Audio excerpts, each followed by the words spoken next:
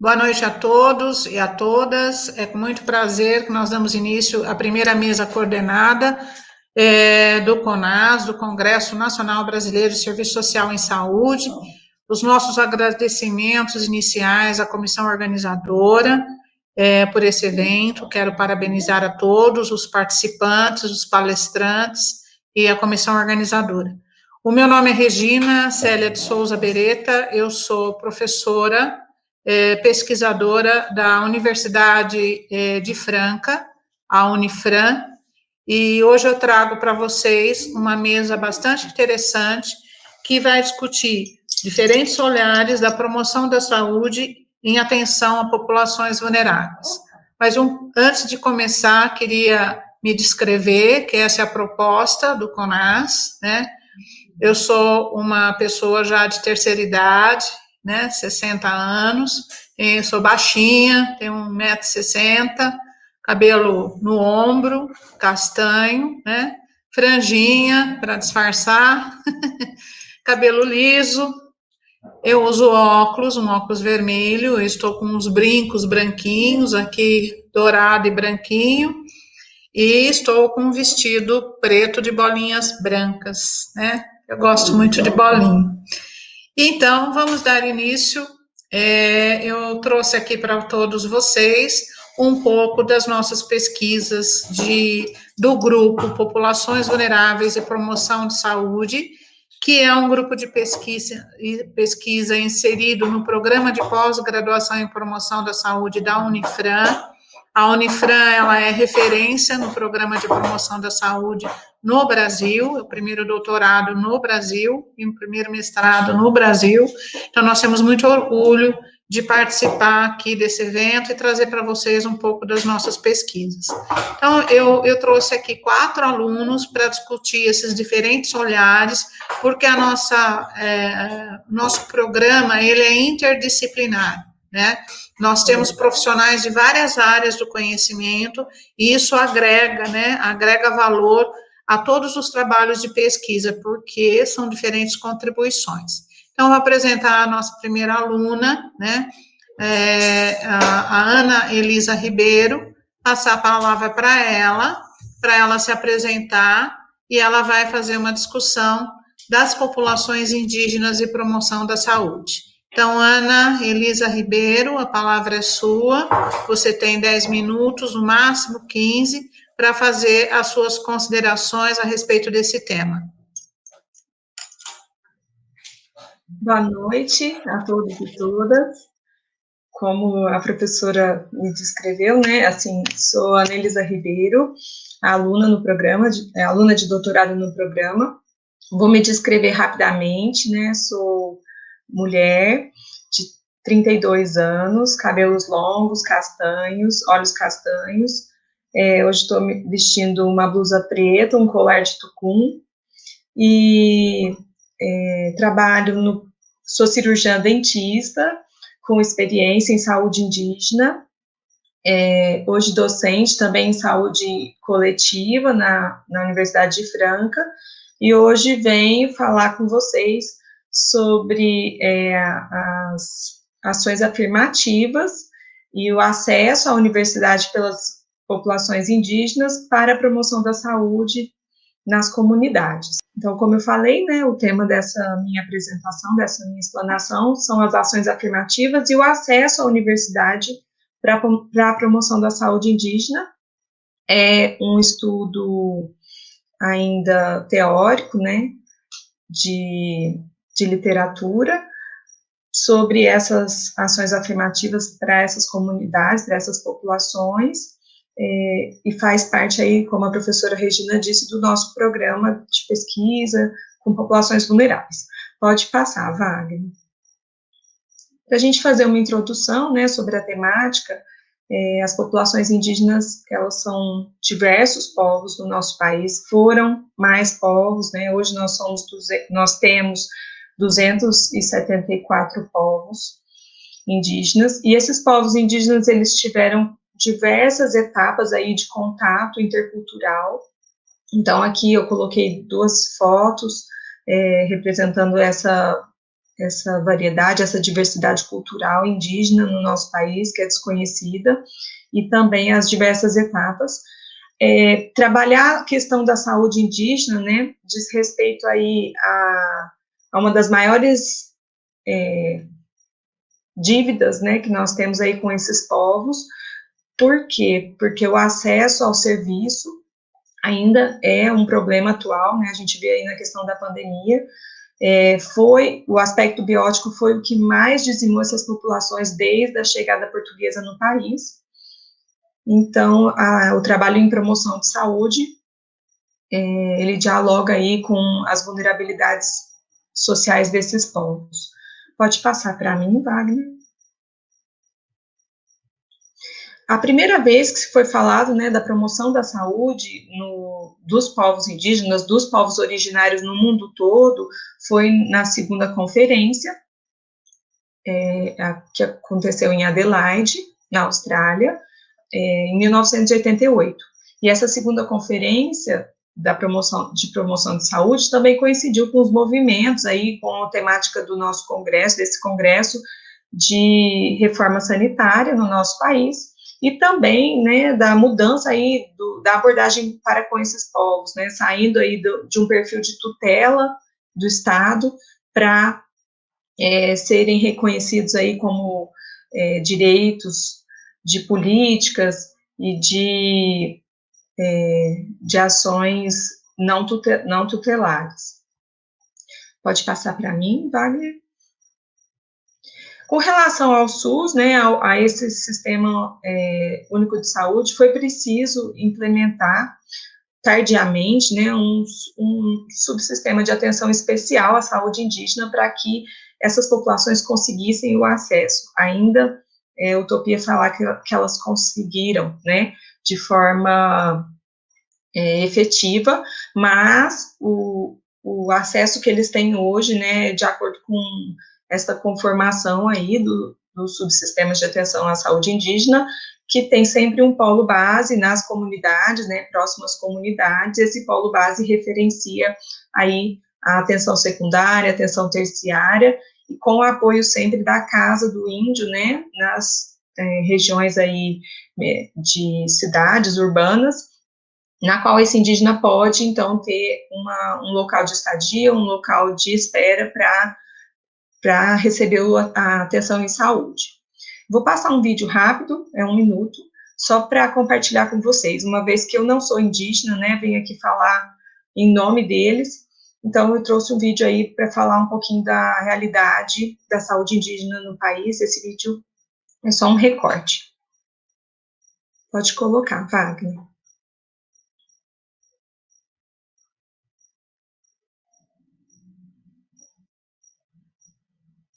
Estamos sentindo muito problema, muita dificuldade de atendimento, né, principalmente no município onde eu conheço, né. Os recursos são repassados para ser gasto com a saúde, e hoje nossos parentes ainda ficam nos barrancos, fica sem comer, vem para fazer um atendimento de saúde, tem dificuldade de voltar para a sua aldeia. Isso nós não queremos. Esse aqui é o pajé. Se não fosse esse pajé, nós, aqui a medicina que eu fiz, então, nós, se não tivesse pajé, um bocado de nossos parentes já tinham se acabado já. Então, com o poder de Deus, o pajé, com o nome do pajé, esse aqui que é o pajé que está sempre trazendo medicina para estar rebatendo devagarzinho a doença, né? O que nós queremos hoje, pessoal, é fazer o controle social, controlar, né? Fazer com que os médicos, os técnicos, a prefeitura, o Estado, né? Aquelas pessoas que trabalham com a saúde, nós ir lá dizer para ele, para que essas pessoas respeitem a gente. Isso que é a maior parte da dificuldade que nós temos enfrentado. em muitas reuniões, né, a gente tem cobrado a prefeita, a FUNASA, pessoas que são responsáveis, chefe do distrito, e a gente não é correspondido com a expectativa de acordo com a necessidade da região, porque a gente sabe que existe recurso, falta alguém estar, como o Manel estava colocando, né, para a gente estar acompanhando esse trabalho e, de fato, fazer um trabalho de controle social. Por isso que nós enfrentamos essa dificuldade.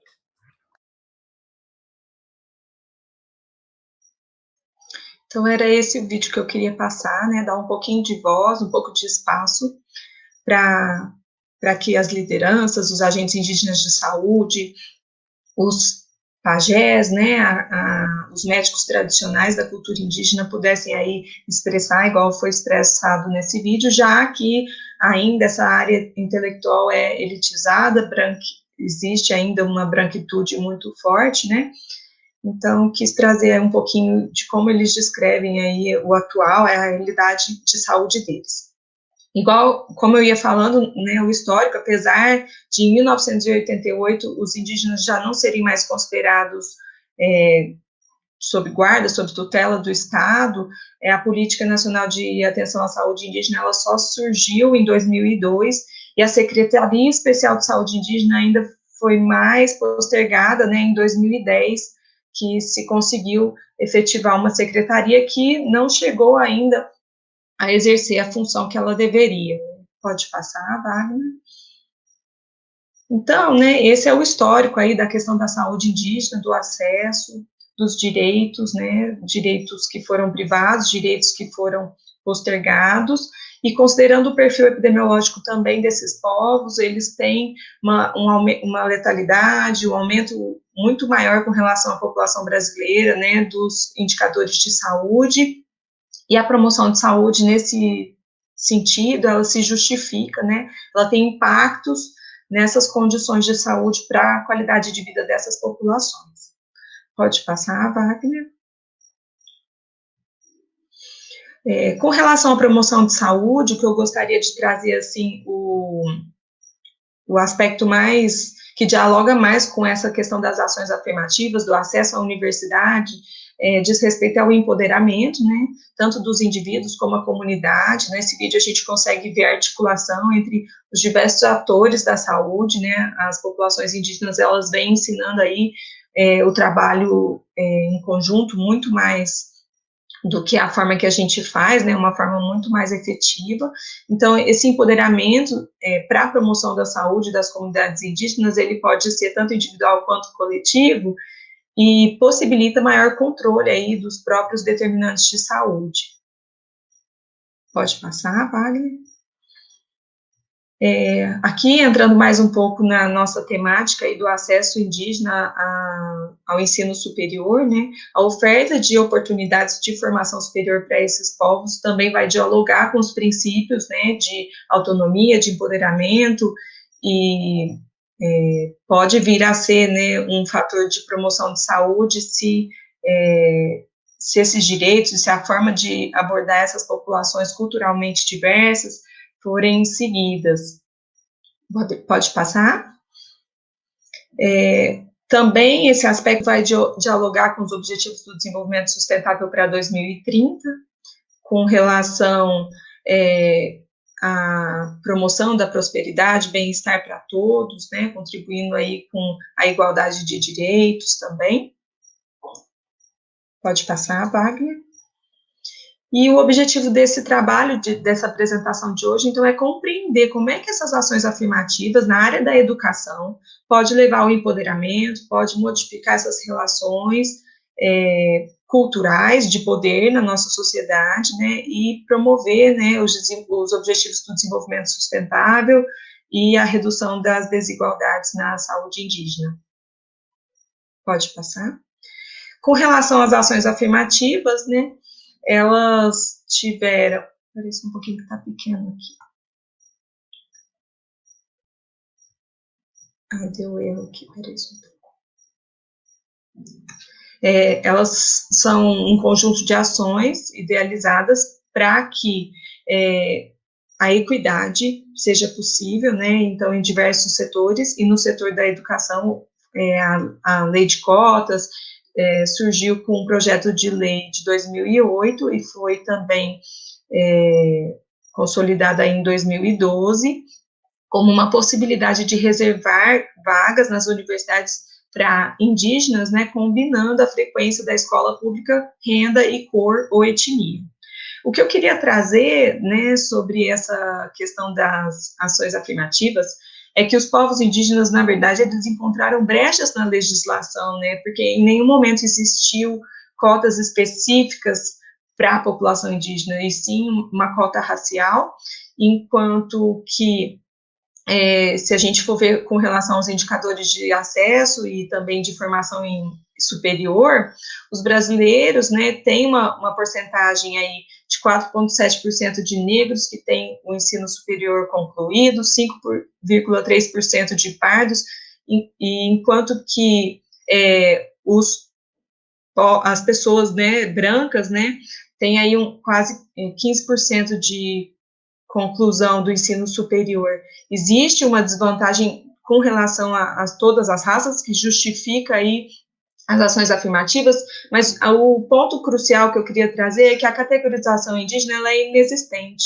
Não existem nem dados, nem informações sobre o acesso dessas populações, sobre a conclusão dessas populações aí ao ensino superior. Pelo menos no IBGE de 2010 ainda não tinha sido computado, né? Então, não se trata somente de conseguir mais informações, mais autonomia, mais empoderamento, se trata aí também de direitos humanos, de direitos fundamentais que estão sendo privados a esses grupos. Pode passar, Wagner? Então, assim, essas condições sociopolíticas dos povos indígenas, elas podem ser justificadas por esse padrão eurocêntrico, que ele é difundido, inclusive, dentro das instituições. Então, ao se possibilitar a oportunidade de acesso, também é preciso repensar a própria instituição, né, universitária, o próprio tempo que se demorou para oferta aí dessas vagas, o quanto tempo essas instituições privaram essas populações do acesso e também de oferecer os seus conhecimentos aí a toda a sociedade, né? Então, a formação superior indígena, ela ainda é um campo a ser compreendido, tanto pelos envolvidos quanto pelas instituições, né? E pelos séculos aí de demora. Pode passar, Wagner? E o empoderamento, né, indígena, predominantemente coletivo, político, de respeito e apoio mútuo aí dos diversos povos, né, unindo aí para conseguir esses direitos que foram recusados por muito tempo, pode ser também, né, uma possibilidade de promoção, de autonomia, né, por meio desse acesso ao ensino superior, fortalecendo tanto os sujeitos quanto os grupos envolvidos, se feito, né, da maneira culturalmente ideal, ou perto disso, assim, de respeito, de acesso e também de organização aí, para que o saber indígena, né, igual a gente viu no primeiro vídeo, os pajés, as parteiras, o conhecimento milenar desses povos também possam ser difundidos aí, e quem sabe ressignificados na nossa sociedade, né, porque para eles já tem o sentido. Eu acredito que o preconceito, as estruturas aí de poder que modificaram tudo isso e construíram um sistema educacional até falho em saúde. Pode passar, Wagner? Então, o acesso indígena, essas ações afirmativas, elas vão dialogar com necessidades dessas comunidades, né, necessidade de direitos, necessidade de articulação também de setores, né, uma formação diferenciada, como esse indígena vai sair de sua comunidade, vai se instalar numa cidade, vai poder cursar um curso superior, né, quais são as políticas que vão dar subsídio para essas ações afirmativas. Então, envolve, né, muito mais do que somente a oferta de vagas no ensino superior, para que isso seja realmente efetivo, para que a equidade aconteça, e precisa ser também trabalhada a questão dos determinantes sociais, né, desses povos, para melhorar a capacidade de recursos humanos, né, e alcançar essa saúde universal. Pode passar, Wagner? Com relação à oferta, né, existe uma instituição no estado de São Paulo que, antes mesmo das políticas das ações afirmativas se tornarem lei, já ofereceu as vagas, né, já tem um histórico aí de mais de 10 anos, né, no trabalho de acesso dessas populações às vagas, né, ao ensino superior, e atualmente, então, ela se tornou referência nesse trabalho, e tem se trabalhado aí a questão da ressignificação dentro da academia, né, da valorização de saberes, dos choques culturais, do impacto aí, tanto para os indígenas quanto para os não indígenas, desse contato cultural, né, no ensino superior. Então, ainda tem muito a ser trabalhado, a ser aprimorado com relação a esse contato. Pode passar, Wagner? A descolonização, né, do próprio saber universitário, igual eu falei, na formação não indígena. Então, não só os indígenas, eles ganham com esse acesso, com essas ações afirmativas, né, toda a sociedade, ela vem aí reduzindo aí as dívidas e repensando, né, as práticas. Os estudantes indígenas, então, eles se tornam gestores, né, dessa informação, desse conhecimento milenar do próprio povo, o empoderamento e a possibilidade de levar saberes também para as comunidades, para esse diálogo, para essa necessidade de cobrança, né, do controle social frente às políticas de saúde, também se tornam mais efetivas com a gestão desses saberes aí.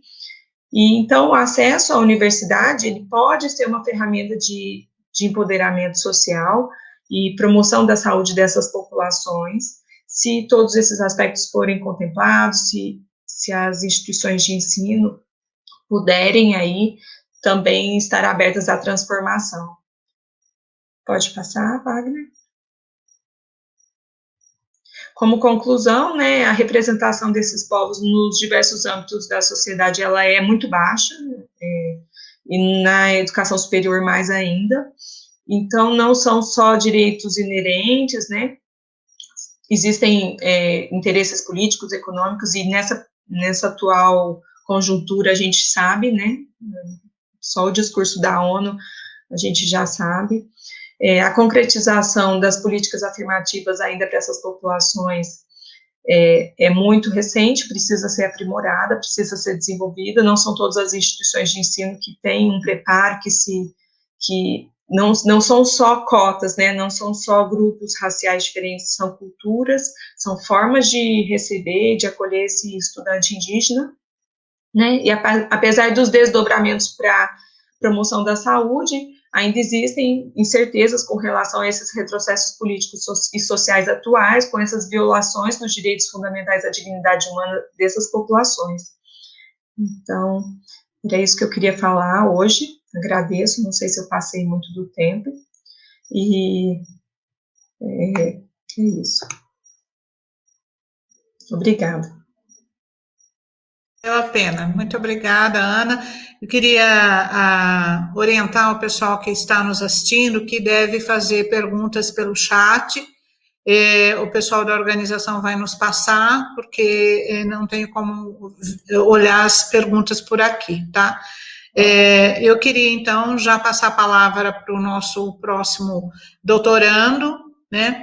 A Ana, ela tem um trabalho magnífico nessa área do doutorado com populações indígenas. A gente ainda está descobrindo caminhos, né, desse empoderamento indígena, né, Ana? É um tema bem recorrente, bem atual, que nós temos que construir políticas públicas para essa população. Quando você coloca que não tem categorização, não tem nada, não é só categorização, não tem acesso a nada. Muito pelo contrário, o que está acontecendo no Brasil é o extermínio indígena, né, especialmente nesse momento de pandemia, né, e a culpabilização dos índios, né, por várias situações. Bom, vamos passar a palavra agora para o nosso aluno, Luciano Aparecido Pereira Júnior.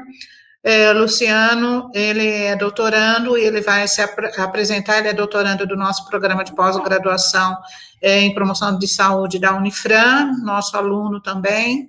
Com a palavra, Luciano, não esqueça de se apresentar e se descrever. Obrigada. Boa noite, pessoal.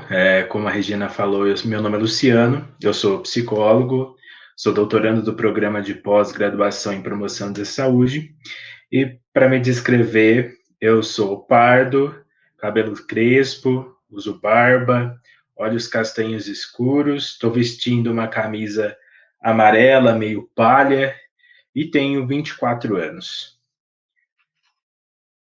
Se o Wagner puder inserir, por favor, os slides.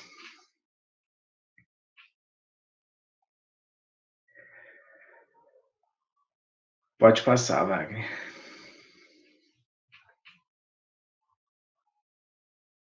Próximo. Isso.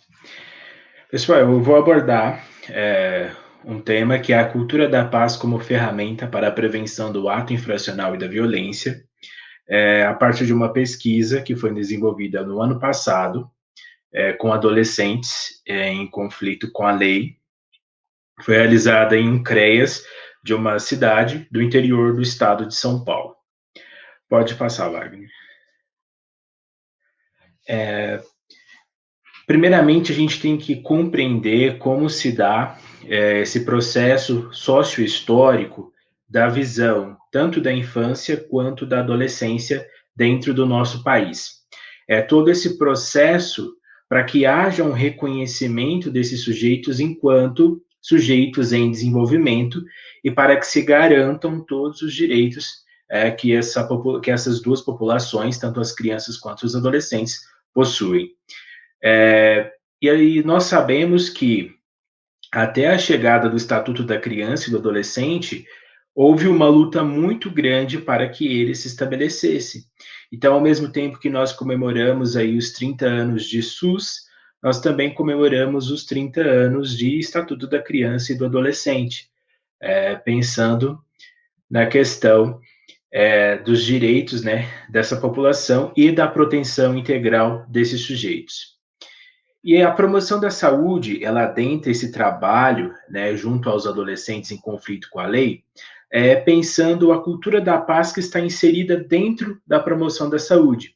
E como trabalhar a cultura da paz dentro dos territórios, dentro dos espaços, a fim de que se busque a prevenção do ato infracional e a redução, né, e a prevenção da violência. E, além disso, esses aspectos se correlacionam com a Carta de Ottawa, né, que traz que onde há uma paz instaurada, a violência não existe nos discursos. Então, onde nós instalamos a paz, dificilmente a violência torna-se parte dos discursos dos sujeitos nos territórios. Então, hoje o que nós vivenciamos são territórios permeados por violência e por discursos de violência. E elas são de diversas formas, elas ocorrem de diversas formas. E aí nós temos um processo que é essa inserção, levar a promoção da saúde e com ela a cultura da paz, a fim de que esses discursos possam passar a ser permeados pela paz. Próximo. A pesquisa ela contou com 12 adolescentes em cumprimento de medidas socioeducativas. Como eu disse, a pesquisa foi realizada no Centro de Referência Especializado de Assistência Social, no CREAS, de uma cidade de porte 2, no interior do estado de São Paulo. Houve inicialmente, então, uma oficina, né, a fim de inserir esses adolescentes dentro, né, dos conceitos, para que eles pudessem conhecer o que era a cultura da paz e o que era a promoção da saúde, qual o papel delas dentro dos espaços onde eles vivem, dentro do ambiente onde eles convivem diariamente. E, posteriormente, foram realizados 6 grupos focais, abordando a violência, abordando os serviços disponíveis no território, abordando as famílias, abordando os direitos e deveres desses adolescentes e abordando as relações sociais desses adolescentes, a fim de que ou eu pudesse, né, enquanto pesquisador, obter as informações sobre as realidades que eles vivenciavam. E é importante frisar que o fato da oficina ser realizada, ela é essencial pensando dentro do processo da educação em saúde, né, que é essencial dentro da promoção da saúde. E, posteriormente, também houve a análise do plano individual de atendimento de cada um desses adolescentes, a fim de conhecer, né, todo o histórico desses adolescentes. Lembrando que o PIA, ele é construído pelo técnico de referência desse adolescente em cumprimento de medida socioeducativa, junto com o adolescente e a sua família. Então, ali vai haver tanto o histórico desse adolescente, quanto as perspectivas futuras e os objetivos a serem alcançados durante o acompanhamento de medida socioeducativa. Porque, neste caso, dentro do CREAS, cumpre-se a liberdade assistida e a prestação de serviço à comunidade. Mas nessa cidade em específico não há o cumprimento de PSC, apenas de liberdade assistida, que foi o trabalho realizado com esses adolescentes. Pode passar. Então, aí foram 6 temas: família, a violência, os serviços disponíveis, os direitos e deveres do adolescente, as relações sociais e a cultura da paz, que foi o fechamento, a fim de compreender se esses adolescentes tinham compreendido o que era a cultura da paz e como, após os grupos anteriores, eles poderiam relacionar ela com o seu dia a dia, com o seu cotidiano. Pode passar. Se puder aumentar, por favor, o slide. Obrigado.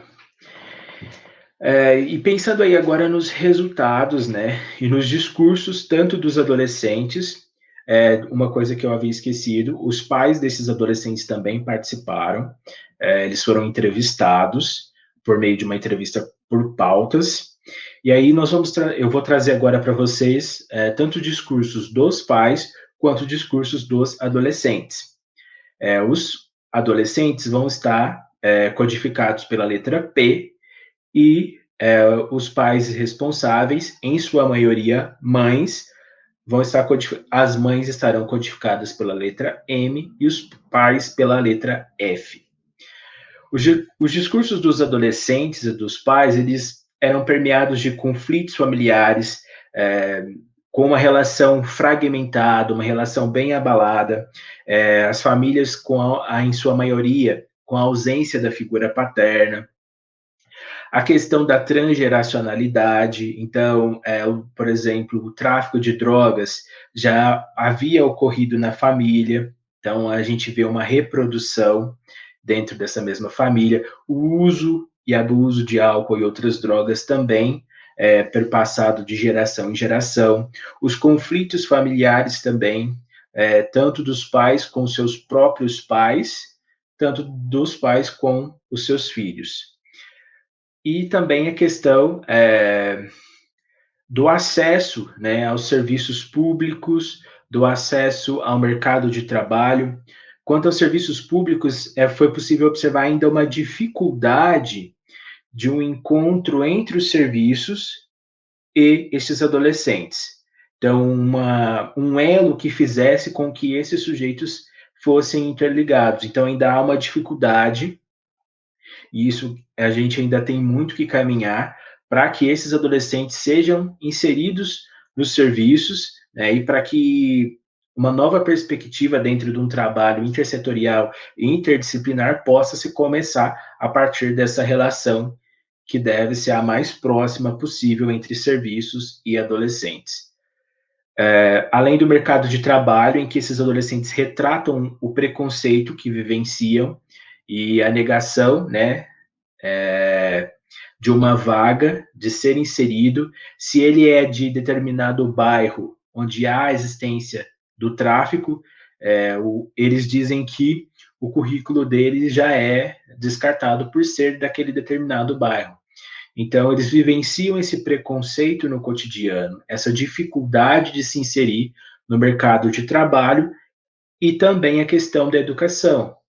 Poucos deles estudam, temos o alto número de evasão escolar, e, além disso, as dificuldades que alguns deles têm de voltar para a escola.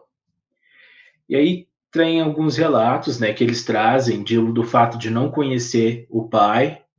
Um deles fala que o pai dele abandonou quando ele era pequeno, o outro falando que ele mora longe do pai porque o pai está preso, senão era para que eles estivessem juntos. Depois tem uma mãe, né, a questão do papel que a mulher tem nessa centralidade de conduzir essa família, de sustentar essa família financeiramente e afetivamente, né, que em sua maioria são mulheres, são famílias que são geridas por mulheres. Então, essa dificuldade que as mães trazem, né, em seus relatos, algumas delas chegaram a chorar, sobre a dificuldade que é cuidar desses filhos e sobre a dificuldade que é sustentar essa família, sustentar essa casa financeiramente e afetivamente. Pode passar.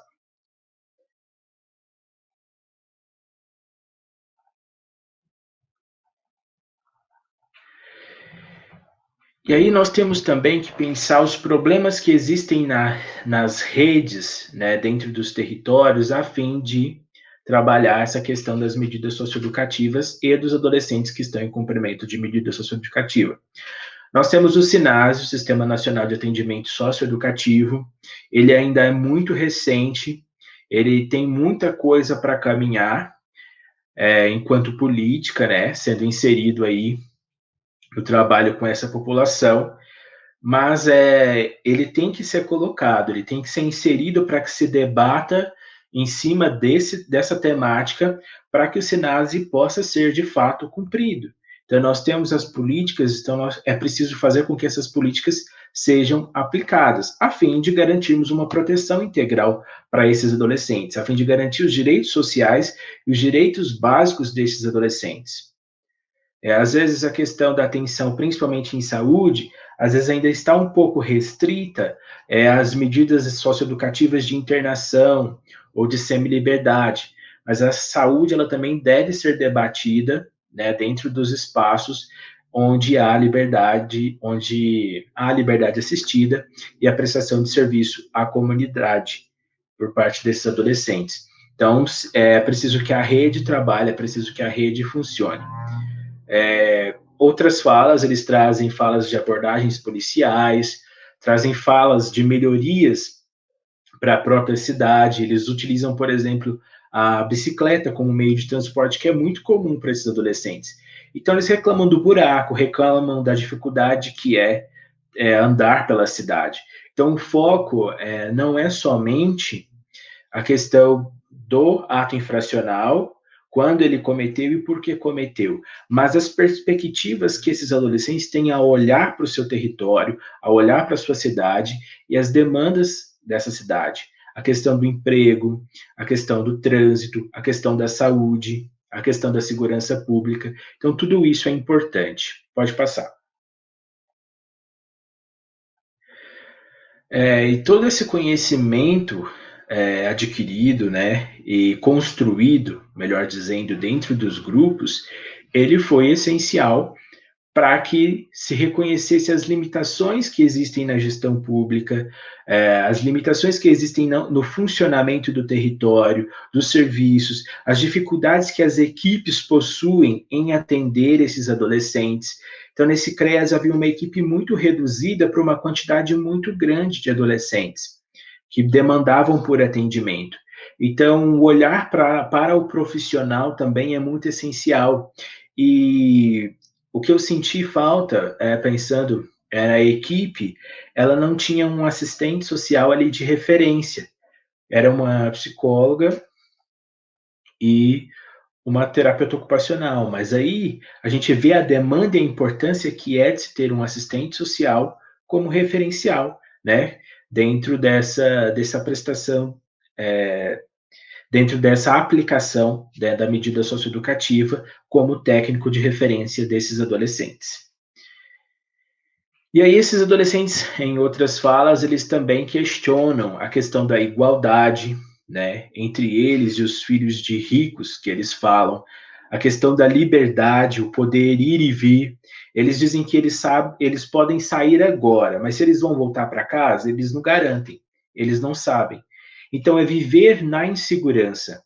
E aí eles mencionam que a sensação deles, às vezes, quando, por exemplo, a cidade vai receber mais policiais, é mais de insegurança do que de segurança.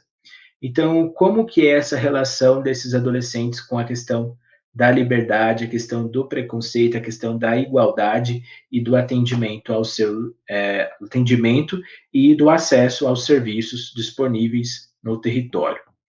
Pode passar. Para finalizar, é essencial que a gente compreenda o território, conheça o território, conheçam os adolescentes, saiba das realidades que eles vivenciam, dessa fase, né, do desenvolvimento humano que eles estão passando, das dificuldades que eles possuem, das relações que eles possuem, das relações que eles constroem com os amigos ou com outras pessoas. Então, é preciso que se conheça o território, os espaços e o público para que se priorizem ações que possam ser efetivas para melhorar a qualidade de vida e o bem-estar dessa população e das suas famílias. A pesquisa ela traz limitações, porque ela se limita a uma cidade de um porte pequeno, no interior do estado de São Paulo. Então, pensando a nível nacional, é uma pesquisa muito pequena, e somente 12 adolescentes, sabemos que a quantidade de adolescentes em cumprimento de medida socioeducativa no país é bem maior do que isso, porém, né, a partir daí, essa pesquisa ela tem que servir de estímulo para que nós conheçamos as realidades dos adolescentes e o que eles, em cumprimento de medida socioeducativa, e o que eles enfrentam nas nossas realidades, nas nossas cidades, e isso é muito importante. E pensar o quanto a cultura da paz, se ela for aplicada de forma efetiva e participativa, ela ainda é um desafio a ser conquistado.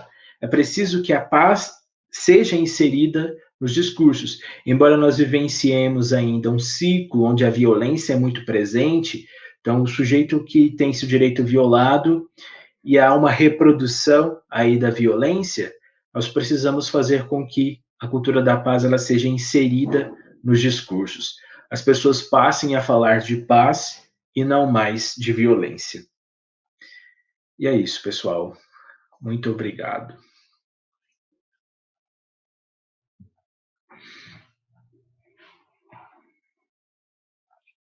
Queria fazer algumas considerações aqui em relação ao que significa trazer, né, o Luciano para falar sobre adolescentes em conflito com a lei, o que significa trazer a Ana Elisa, né, para falar sobre o acesso das populações indígenas à universidade.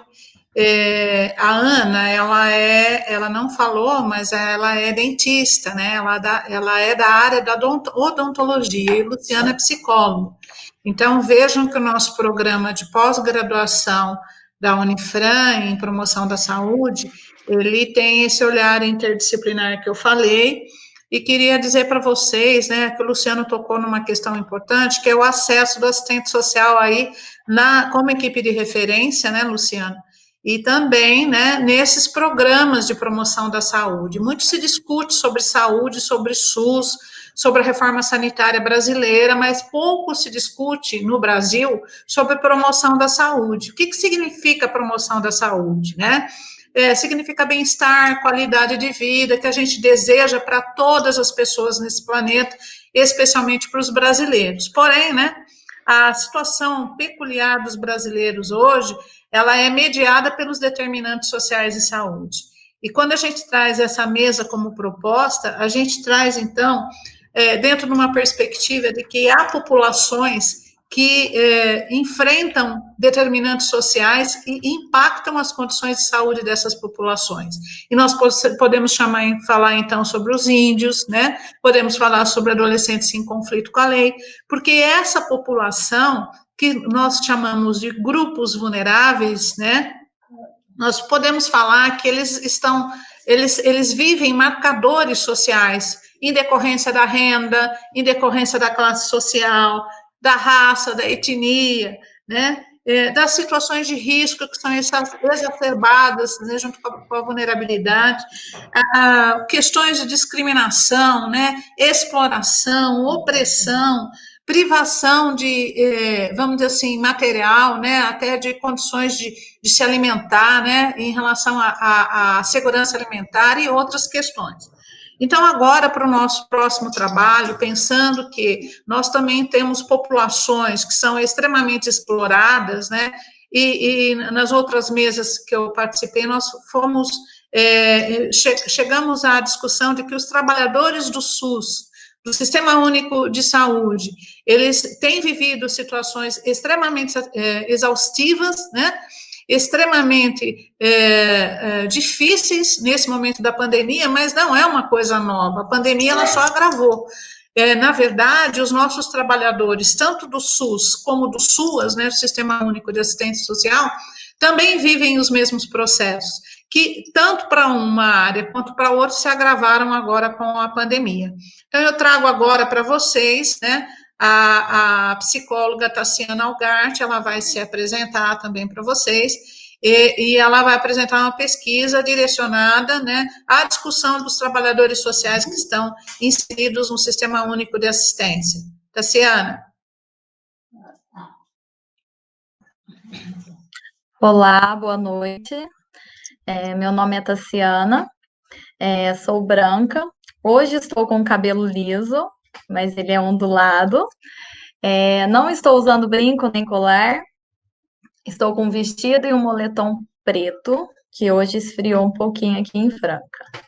Sou psicóloga, faço mestrado, né, sob orientação da professora Regina, e atualmente eu trabalho no CRAS, que é o município de Franca mesmo. A minha pesquisa, então, é sobre as condições de trabalho dos trabalhadores do SUAS, que é o Sistema Único de Assistência Social, e o impacto na saúde.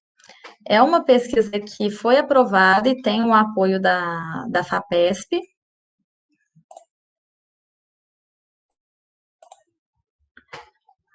Pode passar, Wagner, fazendo favor. E importante ressaltar aqui também que eu vou estar apresentando aqui para vocês dados parciais da minha pesquisa, né, uma vez que ela encontra-se ainda em andamento, tá? Bom, então esse meu estudo, ele busca nexos de sentido entre o mundo do trabalho e os trabalhadores do SUAS. Então, temos aí duas dimensões de análise, saúde e o trabalho. A princípio, eu considero importante contextualizar bem brevemente sobre a política de assistência social, que é na onde esses trabalhadores do SUAS estão inseridos. Então, a Constituição Federal de 88, ela traz, né, uma nova concepção para a assistência social brasileira, sendo regulamentada pela LOAS, que é a Lei Orgânica de Assistência Social, como uma política social pública. Então, a LOAS cria uma nova perspectiva para a política de assistência social, onde ela é inserida aí no campo da seguridade, né, social, juntamente com a saúde e a previdência. E a assistência social ela é organizada em um Sistema Único de Assistência Social, que é o SUAS, conforme estabelece a PNAS, que é a Política Nacional de Assistência Social. Basicamente, no SUAS, as ações de assistência, elas são organizadas tendo como referência o território onde as pessoas vivem, levando em consideração aí as demandas e as necessidades da população. Então, são nas regiões mais vulneráveis que os programas, os projetos, serviços, benefícios são desenvolvidos, tendo sempre como foco prioritário a família. Então, os trabalhadores do SUAS, eles não são diferentes dos demais brasileiros, né, que vivem do trabalho e que estão inseridos aí nas condições do capitalismo. E pensando aí nas condições de trabalho e saúde, a gente sabe que muitas vezes as pessoas adoecem por conta do trabalho, né, por conta das condições laborativas.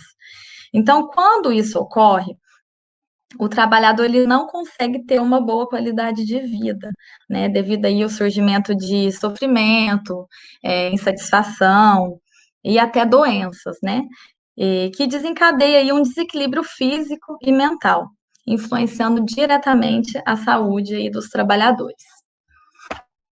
E na literatura, a gente encontra muitos estudos que analisam, né, os avanços e dificuldades percorridos aí pela política de assistência social, né, como uma política pública dever do Estado e direito do cidadão. No entanto, há poucos estudos que têm como objeto a saúde dos trabalhadores, dos SUAS especificamente, né, e os problemas enfrentados no cotidiano profissional. Então, essa lacuna ela precisa ser melhor estudada e refletida. Então, quem são esses trabalhadores? O que fazem? Como fazem? Eles adoecem? Quais são as condições objetivas e subjetivas de saúde e de trabalho desses trabalhadores? Pode passar, Wagner. Então, o meu estudo ele tem como objetivo, né, investigar as condições de trabalho dos trabalhadores do SUAS e o impacto na saúde. Pode passar. Eu não sei por que o slide da metodologia não apareceu, mas eu vou estar relatando aqui para vocês, tá? Bom, a metodologia que eu adotei foi a dialética, né? Com a realização de uma pesquisa de natureza qualitativa exploratória. Como instrumento de coleta de dados, foi utilizado um questionário online, tá? Com 24 questões abertas e fechadas. E esse questionário, ele foi elaborado no Google Forms e foi disponibilizado nas redes sociais. Então, a equipe da pesquisa criou um Facebook especificamente para isso. Então, foi enviado e-mail. Importante ressaltar aqui que foi necessário também que a equipe entrasse em contato telefônico, né, com as DRADs, com os trabalhadores, via WhatsApp também, visando aí sensibilizar a participação desses trabalhadores para que assim eles respondessem ao questionário. Tá, então, foi enviado para os trabalhadores do SUS do estado de São Paulo, né, que trabalhavam na gestão do SUS, CRAS, CREA, Centro POP e na rede socioassistencial também. E no início, né, do projeto, a meta inicial era que a gente conseguisse a participação de 100 trabalhadores. Mas, no final, a gente conseguiu que 220 trabalhadores respondessem ao questionário. No entanto, foi quantificado aqui para essa pesquisa 189 participantes, uma vez que a gente teve que descartar todos aqueles que não eram do estado de São Paulo. Tá? Porque uma vez que essa pesquisa ela ficou disponibilizada na rede social, muitos trabalhadores tiveram interesse e acabaram respondendo um questionário, mas como eles não eram do estado de São Paulo, a gente não quantificou aqui na nossa pesquisa. Aí aqui eu coloquei um quadro, tá? Só com os dados que foram abordados no questionário online. Então, dados referentes ao município, que é o porte do município, dados do trabalhador, idade, sexo, o trabalho no SUAS, tempo de serviço, horas trabalhadas, condições de saúde e trabalho. Então, os problemas de saúde, o nível de estresse, tratamento médico, medicação, o clima e desenvolvimento profissional, que foi a satisfação e motivação, relações hierárquicas, relações com a equipe, valorização profissional, a participação social e os avanços e mudanças no SUAS. Pode passar, fazendo um favor. Bom, em relação aos resultados, os dados eles foram interpretados, né, a partir da análise de conteúdo, né, através de categorias. Então, foi realizada uma sistematização dos dados, buscando estabelecer aí conexão e significados em relação ao questionário online aplicado. E com isso, foram desveladas as condições de trabalho e de saúde desses profissionais aí que trabalham diretamente com as famílias vulneráveis. Então, o que a gente encontrou? A gente viu, né, que 84% da amostra foram representadas por mulheres. Em relação ao salário, apenas 13,5% recebe mais que 3 salários mínimos. E mais de 50% recebe menos que 3 salários mínimos. Em relação ao vínculo trabalhista, 71% são servidores concursados. E aí a gente pode observar, de um lado, o avanço, né, da gestão no SUAS na contratação de trabalhadores de carreira, né, após a aprovação da PNAS e a NOB-RH. Em relação à saúde, 54% desses trabalhadores já tiveram problemas de saúde em decorrência do trabalho. Pode passar, por favor. Bom, em relação às questões abertas do questionário, né, que a gente realizou a análise de conteúdo, a gente conseguiu aí 3 categorias. A primeira categoria é condições de trabalho e saúde. Bom, as condições de trabalho, elas possibilitam entender e identificar o contexto que esses trabalhadores estão inseridos. Então, nesse sentido, os entrevistados, eles elencaram a falta de estrutura, a equipe reduzida, as falhas na gestão, as relações hierárquicas, as relações com os usuários da assistência social e a política como fatores que permeiam o contexto do trabalho no SUAS. Aí eu coloquei aqui 2 falas só para exemplificar um pouquinho. Vou ler para vocês. A precariedade numérica da equipe associada a falhas de gestão me causam crises de ansiedade constantemente. Já me afastei do trabalho várias vezes. A falta de estrutura, assédio moral e relações hierárquicas muito delicadas contribuíram para isso. Então, essa questão do assédio foi uma questão que apareceu bastante, né, nos trabalhadores que foram entrevistados. Então, foi uma questão bem notória, essa questão do assédio. Pode passar, Wagner, fazendo favor. A segunda categoria é o adoecimento como consequência.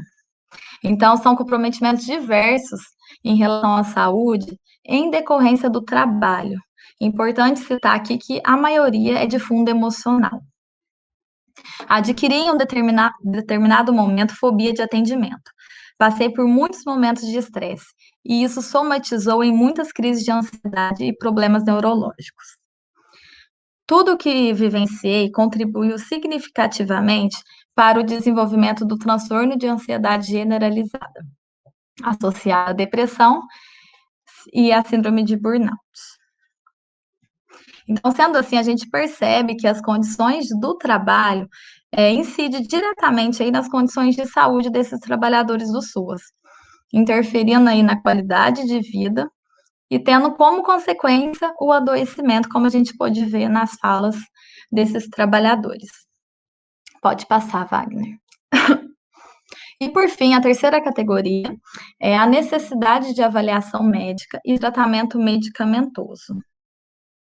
Então, os trabalhadores que são afetados negativamente pelas condições de trabalho levados ao adoecimento, em muitos casos, necessitam de uma avaliação médica ou até um acompanhamento médico, inclusive com tratamento medicamentoso. Estou tendo que tomar medicamento calmante, pois minha saúde mental e meu sistema nervoso estão alterados. Faço uso de medicamentos e levo uma vida normal, seguido de acompanhamento psicológico em decorrência de danos emocionais que me foram causados. Então, a gente percebe que a saúde mental, ela é a mais afetada aí nesse sentido, de acordo com as condições de trabalho e afetando diretamente a saúde desses trabalhadores. Pode passar, Wagner, fazendo um favor. Bom, por fim, esse estudo permitiu, né, relacionar essas condições de trabalho e a relação com as condições de saúde dos trabalhadores. Então, por meio desses dados coletados, foi possível identificar que a saúde desses trabalhadores, muitas vezes, é afetada devido às condições de trabalho, às condições laborativas, incidindo aí diretamente na qualidade de vida e tendo muitas vezes como consequência o adoecimento desses trabalhadores. Então, esse estudo ele proporcionou, né, uma reflexão sobre a necessidade de novas pesquisas nesse sentido, uma vez que há uma escassez, né, de pesquisa em relação à saúde dos trabalhadores do SUAS. Então, muitas vezes, esses profissionais, eles estão expostos, né, a situações negativas, indesejadas, como, por exemplo, a gente pode ver aí na fala dos participantes, a precarização do trabalho, a falta de estrutura, equipe reduzida, relações hierárquicas, entre outros, que aí acaba causando um desgaste físico e mental nesses trabalhadores. Então, os resultados dessa pesquisa é importante para a gente conhecer a realidade desses trabalhadores e, assim, planejar ações de promoção de saúde, né, no sentido de contribuir para a discussão e implementação de ações que possam melhorar a relação dessa afetividade com o trabalho entre os profissionais e também usuários da assistência social, favorecendo aí a satisfação profissional. Então, é importante que a gente identifique esses fatores no contexto de trabalho que podem interferir aí sobre a qualidade de vida e a satisfação profissional. Então, é essencial planejar estratégias de promoção da saúde do trabalhador, garantindo aí a eficácia desses processos no ambiente de trabalho. Bom, eu acho que era isso. Só esqueci de comentar com vocês na parte da metodologia, que como são dados parciais, eu apresentei aqui apenas os dados referentes à pesquisa online, tá? Agora a gente está realizando o grupo focal, já realizamos um grupo focal, e semana que vem a gente vai realizar o outro, o segundo grupo focal. Acho que era isso. Muito obrigada, Tassiana. Essa é uma pesquisa financiada pela FAPESP, que vai discutir a saúde do trabalhador no SUAS. Ela relembrou aqui que há uma escassez de pesquisa nesse sentido, né? Muito se fala sobre os trabalhadores do SUS, mas pouco se fala da saúde dos trabalhadores do SUAS. Em outras mesas, eu tive a oportunidade de ver alguns assistentes sociais que vão participar ou que já participaram da pesquisa nossa. E agora nós estamos indo para a segunda fase, né, foi o grupo focal 1, com os trabalhadores técnicos de apoio, né, e agora vamos já para a segunda fase da pesquisa, que é o grupo focal 2, que é com coordenadores, gestores e secretários de governo. Então, quem quiser fazer parte da pesquisa, depois eu posso deixar aqui o meu e-mail para vocês contribuírem de alguma forma, ok? Agora eu vou passar para vocês uma descrição da próxima aluna, mas antes disso eu queria lembrar, né, eu fui avisada que nós temos algumas perguntas aí no chat, e por razões de horário eu vou passar para o pessoal responder aqui no final, porque nós temos mais uma apresentação, ela é bem rápida, de 10 minutos só, da nossa aluna Yadira Arnett Fernandes, que ela é cubana. Ela está em Cuba, ela não pode estar presente aqui, mas ela mandou o vídeo. E a Yadira está em Cuba desde fevereiro, e de lá ela está se comunicando conosco. E vou descrevê-la, ela é uma morena muito bonita, magra, alta, né, tipo cubano, né, aquele moreno bem jambo, o cabelo ela costuma prender e fazer usar alguns adereços muito, muito bonito. Costuma usar brincos grandes, né, e lenços no cabelo, e a roupa bem colorida, tá? E então eu vou pedir para o Wagner colocar o vídeo da Yadira, que a Yadira trabalha com populações idosas, né, na perspectiva da UNATID, da Universidade da Terceira Idade.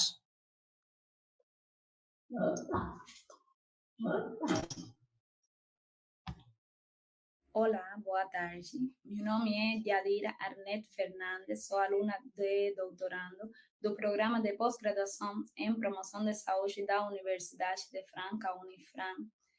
Sou orientada pela professora doutora Regina Célia de Souza Vereda e, como parte da proposta de nossa mesa sobre os diferentes olhares da promoção da saúde na atenção das populações vulneráveis, eu venho com uma proposta que faz parte do meu projeto de doutorado sobre as ações de educação em saúde como estratégia de empoderamento na terceira idade. Meu projeto de doutorado ainda está em andamento, então aqui vou trazer um breve resumo de que trata o mesmo.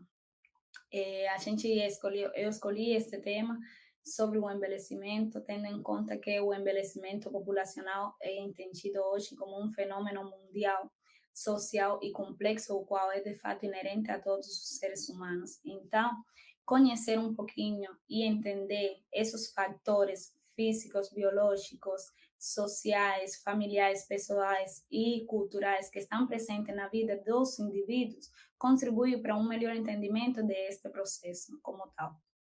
Temos que a Organização Mundial de Saúde, desde 2014, vem nos alertando sobre este aumento substancial deste grupo etário, né? Esperando-se que para o 2060 esta população seja representada por 2 bilhões de pessoas. Por outro lado, temos que no Brasil, particularmente, este processo aconteceu de uma forma rápida e intensa. Em apenas 19 anos, aconteceu este processo de envelhecimento, deixando a sociedade despreparada para enfrentar os desafios próprios deste processo. Dados estatísticos, projeções dos dados estatísticos da Pesquisa Nacional por Amostra Domiciliar estimam que 1/4 da população brasileira para o 2060 será idoso, ou seja, estamos falando de que 1 de cada 4 pessoas, 1 de cada 4 brasileiro será idoso, colocando assim ao Brasil como a 6ª população maior em relação a pessoas idosas. Preocupante. Nesse sentido, reconhecendo mesmo assim que a ampliação do tempo de vida é certamente uma das maiores conquistas do século XX para a humanidade, também representa um desafio na hora de direcionar e elaborar políticas públicas para este segmento etário. Sendo assim, se está chamando a atenção para realizar ações imediatas com um olhar multidimensional que seja capaz, que vise esse envelhecimento ativo com qualidade de vida. Tendo em conta isso, as universidades abertas à terceira idade surgem como uma ideia interessante para a inclusão desse idoso num espaço acadêmico, onde, além dele se sentir partícipe, ele é considerado protagonista de direitos e deveres. Nesse sentido, o objetivo de meu projeto é analisar se as ações de educação em saúde mediante oficinas de grupo com idosos frequentadores das UNACHs contribuem para o empoderamento, cuidado com a saúde e qualidade de vida. Meu projeto se basa em uma pesquisa de natureza aplicada com características qualitativas exploratórias. O universo de minha pesquisa está sendo desenvolvido na Universidade Aberta à Terceira Idade, UNACH, da Universidade Estadual Paulista Júlio Mesquita Filho.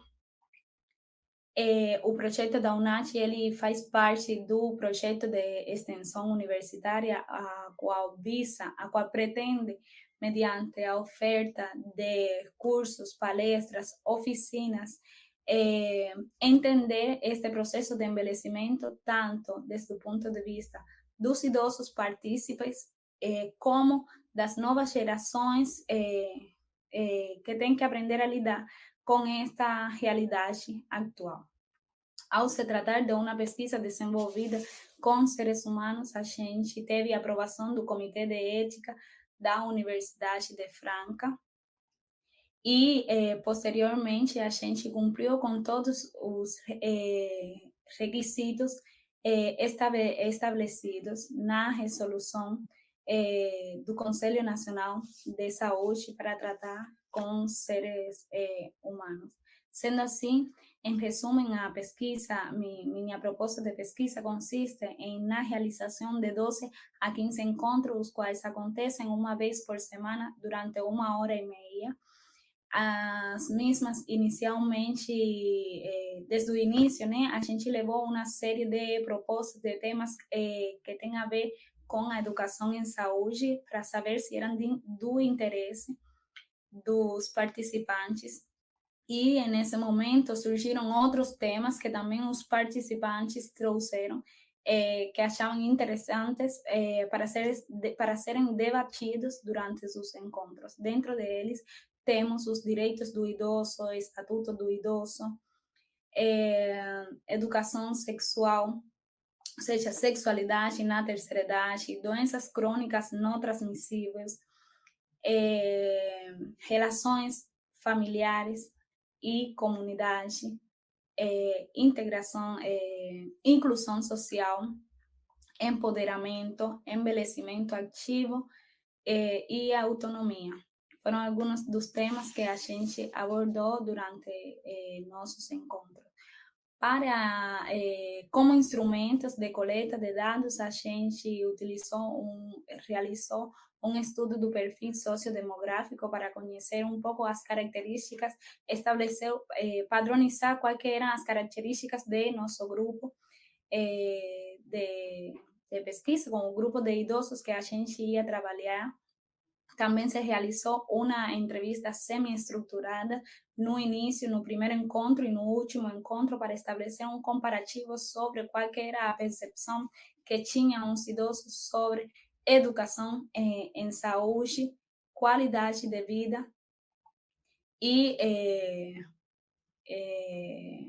promoção de saúde, para posteriormente a gente fazer um comparativo e comprovar se as intervenções de nossas oficinas tinham favorecido ou tinham contribuído para essa ampliação do conhecimento e troca de saberes, que era um de nossos objetivos dentro do projeto.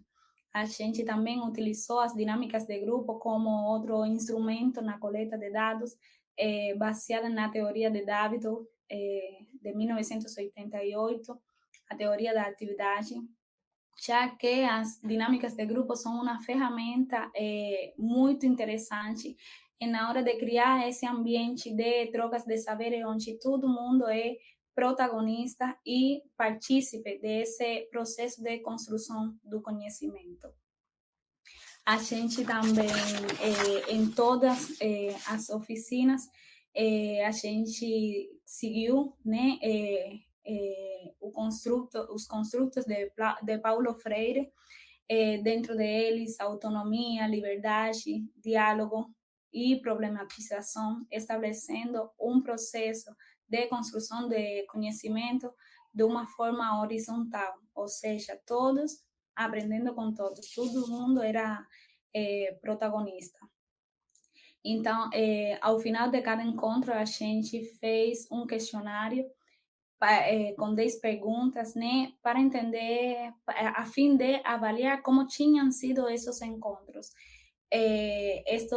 Esses dados, né, essas 10 perguntas, a gente pretende graficar, né, através de uma figura que seja uma tela de aranha, onde em cada ponta a gente pretende colocar quais são os aspectos que foram avaliados nesse questionário e, posteriormente, com desenhos, ver a intensidade desses aspectos avaliados. Dentro deles, quais foram as dificuldades encontradas, o que aprendeu hoje, como se sentiu, o que faltou. E isso, eu acho, essa tela de aranha que foi criada de autoria própria, eu acredito que permita aos facilitadores, independentemente do grupo com que se esteja trabalhando, entender um pouquinho melhor como que está sendo direcionado esse trabalho em grupo. Então, mesmo que o trabalho ainda está em fase de análise e interpretação dos resultados, eu acho que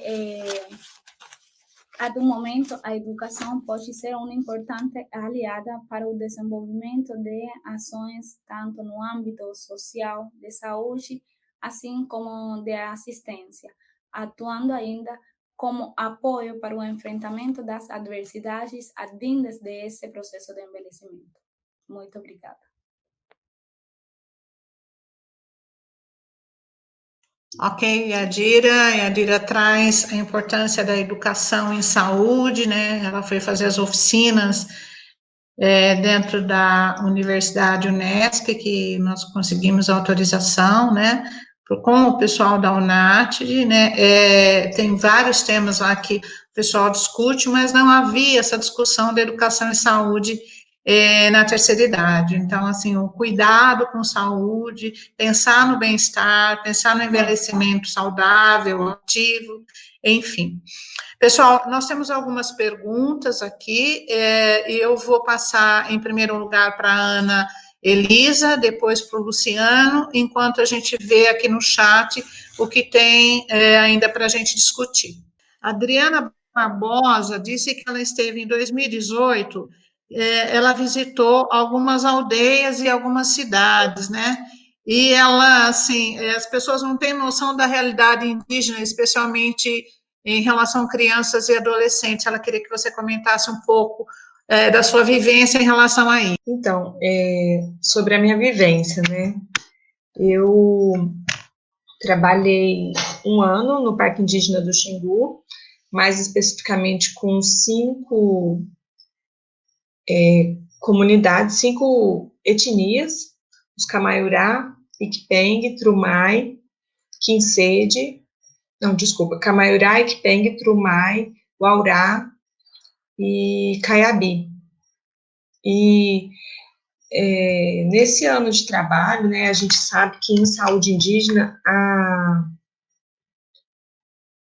o Parque Indígena do Xingu, ele é modelo. Ele tem aí o histórico, né, há 50 anos trabalhando na questão da saúde indígena. Então, com relação ao que eu visualizei, né, eu posso até estar sendo, como dizer, subestimando, né, a questão da saúde indígena, mas a gente vê aí uma autonomia, né, um controle social muito forte dos povos indígenas. Não é à toa, né, que a gente fala dos 500 anos de resistência. Esses povos, eles têm muito a ensinar sobre a articulação comunitária, né, sobre a luta aí por direitos, então não desvalorizando aí toda essa resistência. No Parque Indígena do Xingu, a gente vê os indicadores de saúde um pouco melhor, mas conforme a gente vai adentrando aí as situações, né, são diversos povos, igual eu falei no começo, são 254 povos, e esses 254 povos têm determinantes sociais de saúde diferentes, de acordo com o território. A gente sabe também que os impactos aí da demarcação de terras na saúde indígena, eles são reais. Então, aqueles territórios onde tem mais conflitos, onde tem mais disputas territoriais, e os indígenas não têm as condições, né, de pescar, de caçar, de fazer a roça, de plantar, isso vai impactar diretamente na saúde bucal. Eu, que sou cirurgiã dentista, a gente verifica, né, aqueles indígenas que têm acesso à nossa dieta cariogênica, ao consumo das nossas alimentações, os indicadores de saúde bucal são piores. Então, mais uma vez, a gente vai ter que destrinchar esses diversos povos aí para falar com autoridade aí sobre a questão da condição, né, de saúde. Mas o que a gente sabe é que em indicadores o número de casos no país é muito pior para essas populações, mesmo quando agrupadas, e existem aí determinantes sociais que vão desencadear mais ou menos qualidade de vida e saúde em si. Não sei se eu respondi a sua pergunta, assim, acho que era mais uma curiosidade com relação à minha experiência. Então, era isso que eu queria te falar, assim, vai depender do povo, vai depender do local, e vai depender das condições sociais que esse povo está inserido. Não dá para a gente generalizar. Em relação ao Covid, é uma outra realidade, né, Ana? Porque por conta da contaminação desse ir e vir, né, para as tribos, né, o índice de contaminação tem sido grande nas aldeias, né? Você quer falar alguma coisa? Eu gostaria, sim. Com relação às inequidades em saúde, né, principalmente da pandemia, esses povos indígenas, num primeiro momento, né, existiu uma requisição para que os auxílios financeiros eles chegassem de forma diferenciada para os povos indígenas, e isso foi negado. Então, houve sim foi forçado o acesso às áreas urbanas, às áreas de contaminação dessas populações, né, para que recebessem os auxílios de direito. Isso favoreceu aí o contato e o contágio. Além disso, né, a gente tem um sistema de saúde indígena precário, a verba não chega, igual vocês viram naquele vídeo. Então, assim, fora os hábitos, né, de vida, a forma de viver dos indígenas, que é uma forma muito mais coletiva, que também favorece aí a contaminação por esse vírus, por mais que as autoridades sanitárias que trabalham em áreas indígenas tivessem avisado e alertado, ainda assim as políticas elas não foram efetivas, ainda houve descaso aí com relação às necessidades especiais desses povos. O que a gente vê, o atual perfil sanitário, as perdas de lideranças, mortes de saberes ancestrais, milenares, né, um genocídio disfarçado, e ainda mais, assim, um descaso, né, com relação aos indicadores. A gente ainda tem uma redução com relação a essa doença no país todo, mas esses povos ainda continuam morrendo, continuam sofrendo, continuam sem acesso aos serviços. Então, com essa doença aí, a gente vê planos aí estratégicos até a questão da demarcação de terras, envolve também outros aspectos que parece que a gente ainda está em 1500. Isabela, ela tem um questionamento. Ela traz assim: eu sou assistente social, trabalhadora do SUAS, mais especificadamente de um CREAS, de um município de pequeno porte. Até algum tempo realizamos o acompanhamento dos adolescentes em MSE, e atualmente é uma organização da sociedade civil que realiza esse trabalho. E durante a minha fala, ela foi visualizando os muitos desafios que eu mencionei e que também vivenciávamos no acompanhamento dos adolescentes. Ela gostaria de saber o que eu vislumbro enquanto estratégia de trabalho com esses meninos no âmbito da política de assistência social, e ela percebe que o tráfico tem aliciado muito desses meninos, e na maioria das vezes muito cedo. Pensando nisso, o que a Isabela traz, eu acredito que existem diversos fatores que influenciam esses adolescentes para que ele cometa o ato infracional, em especial o tráfico. Primeiro tem a existência do tráfico nos territórios, e o que será que tem se feito para uma erradicação desse tráfico, para que o tráfico deixe de existir. Porque ele funciona como um sistema capital, né, onde o dinheiro circula, a venda circula, e esses adolescentes, de alguma forma, por exemplo, para auxiliarem a renda familiar, eles vão em busca do dinheiro e de outras coisas que o capitalismo faz com que o sujeito deseje, e ele se insere nesse ambiente.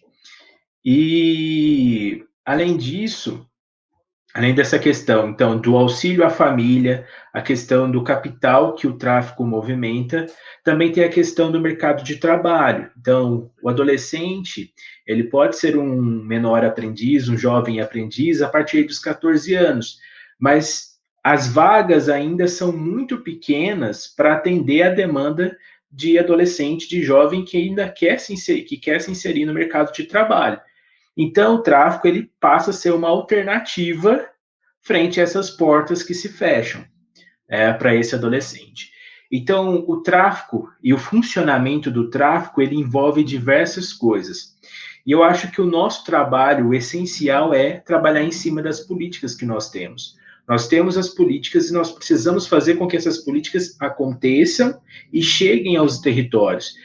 Dificuldades nós sempre vamos ter, não é fácil o nosso dia a dia, não é fácil colocar em prática as políticas que existem, porque isso de equipamentos, depende de quantidade de profissionais, depende de serviços distribuídos e dispostos dentro dos territórios, que não são todos os territórios que possuem serviços. Então, é preciso que muita coisa aconteça para que a gente, de fato, consiga enfrentar esse tráfico que tem cada vez mais aliciado esses jovens. Então, o tráfico ele faz com que a coisa seja muito mais ampla do que uma escolha do jovem por essa condição. É uma coisa muito maior do que o jovem e do que aquela família em específico. É o funcionamento e, de certa forma, a importância, entre aspas, que a sociedade dá para o tráfico e faz com que ele seja um mercado em funcionamento. E junto com a Regina, a gente escreveu sobre isso um capítulo, abordando o trabalho infantil e a relação com o tráfico de drogas.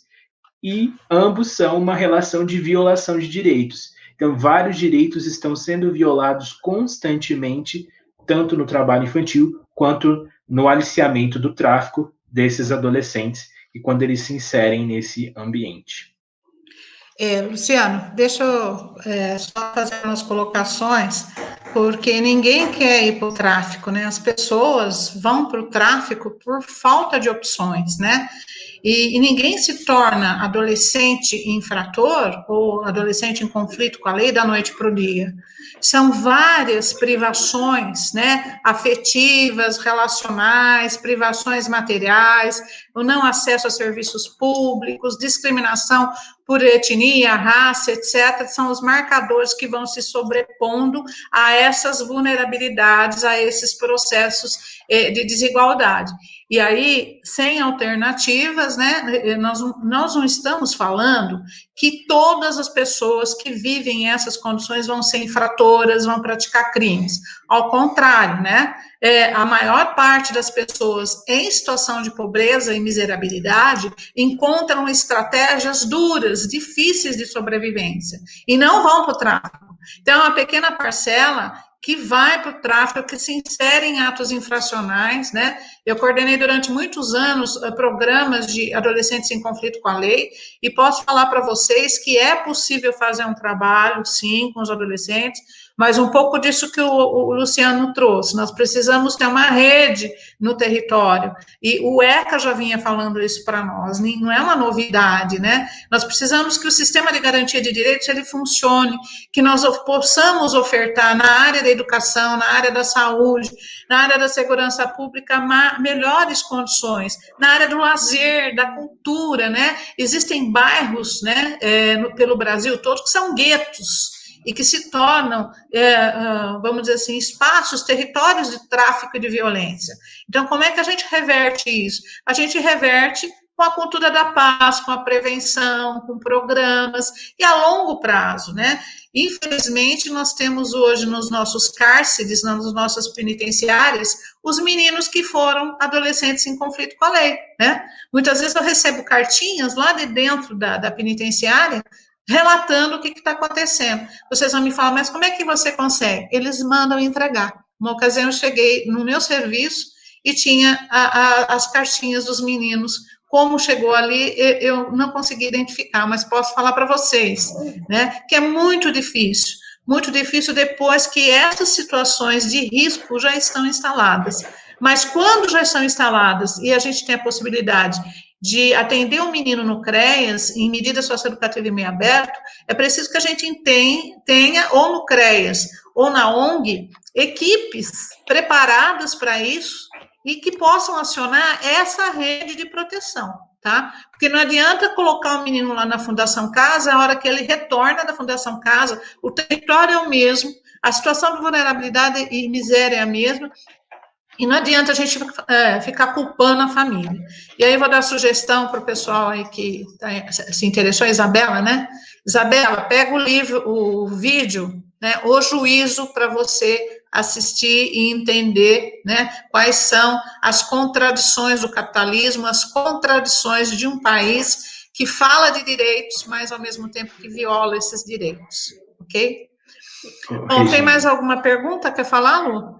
Não, a Isabela traz nos comentários uma coisa que ela fala assim: fico pensando muito na potência do trabalho de base nas comunidades e que esse trabalho ele deve ser resgatado.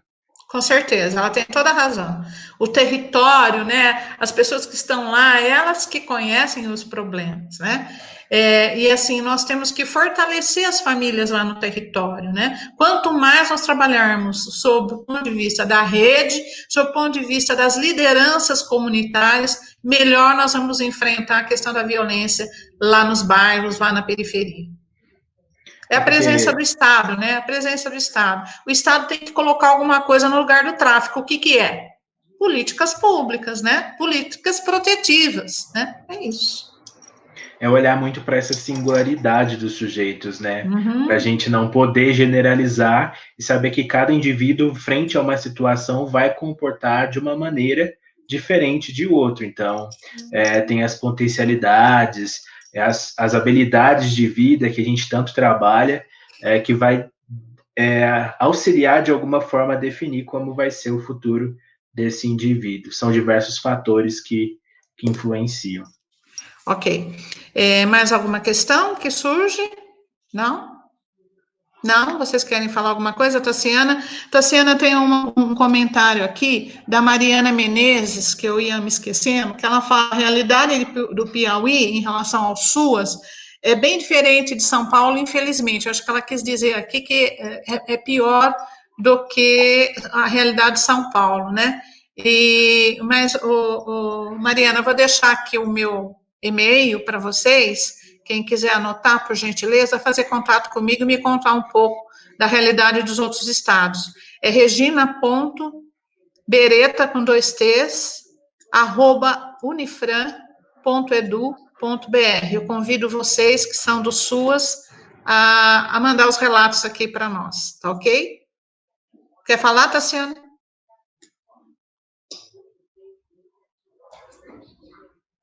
Eu acho que ela tinha dado um probleminha, Regina. Acho que na conexão. Bom, então vamos terminar. Tudo bem, Luciano, Ana? Okay? Mas só mais alguns comentários que fizeram. É só mais um. A Tainara, ela disse que pretende realizar mestrado trabalhando com a população da Cracolândia de São Paulo e o trabalho dessas pessoas dentro das penitenciárias, que muitas vezes são levadas a tal ponto que não seria necessário. Com certeza. Eu desejo boa sorte para você. Já tive a oportunidade de visitar a Cracolândia, né?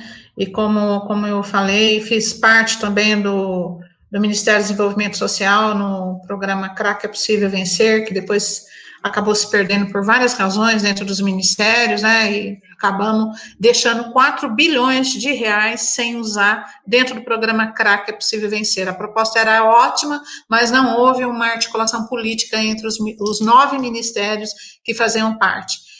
Bom, gente, eu queria agradecer aqui, em primeiro lugar, a vocês que nos assistiram, nos ouviram, agradecer a oportunidade aqui que o CONAS nos deu, agradecer particularmente a professora Edivânia Lourenço pela amizade, pela confiança, né, e agradecer vocês, meus alunos, tá bom? Muito obrigada pela participação e a gente se encontra lá no e-mail, quem quiser falar conosco, tá? Um beijo, gente.